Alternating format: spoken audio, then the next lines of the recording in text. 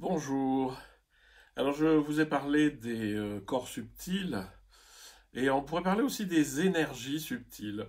L'énergie, c'est un mot qu'on utilise beaucoup dans tout ce qui est spiritualité, sans vraiment mettre quelque chose de précis dessus parce que c'est quand même quelque chose qui n'est pas maîtrisable. C'est un peu comme pour les corps subtils. Ce qu'on appelle les énergies subtiles, ce sont des modes de fonctionnement de la réalité, de mon intériorité, de mon corps, etc.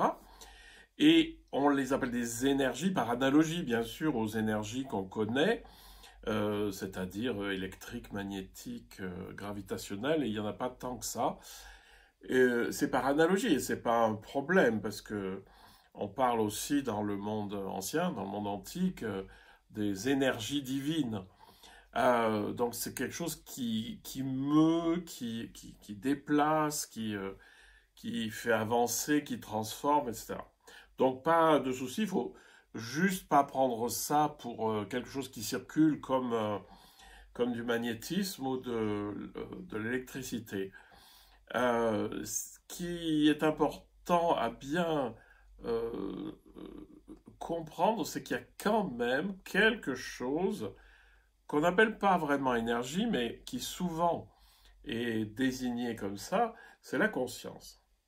La conscience est quelque chose, la conscience humaine, c'est-à-dire la capacité d'accueillir la réalité, de la laisser s'imprimer.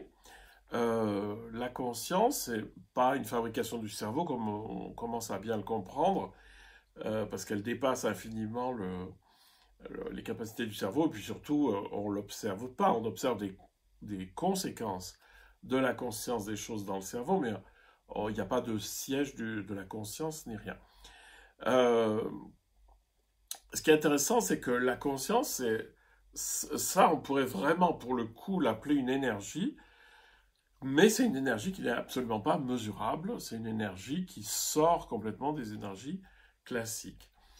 Et une chose c'est un exercice que je vous ai fait faire de temps en temps, c'est de faire circuler en vous, par exemple à l'intérieur d'un membre, comme une espèce de courant, une espèce de sensation qui se déplace, et uniquement par la direction de l'intention.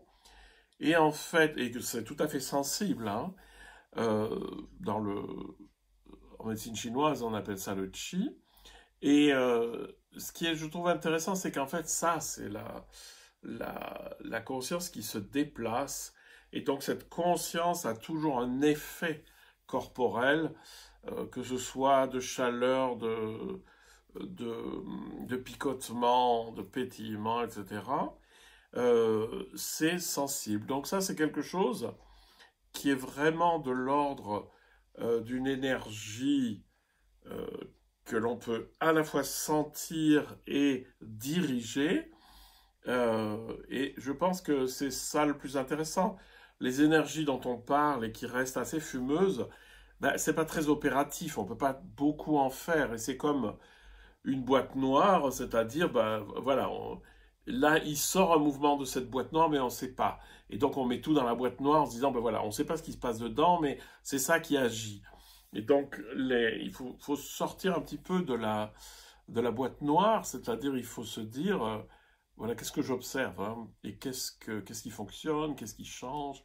Et donc, la conscience, vue comme énergie, qui se déplace dans le corps, qui peut s'élargir, qui peut se rétrécir, qui peut se focaliser, je trouve que c'est un très bon outil de travail.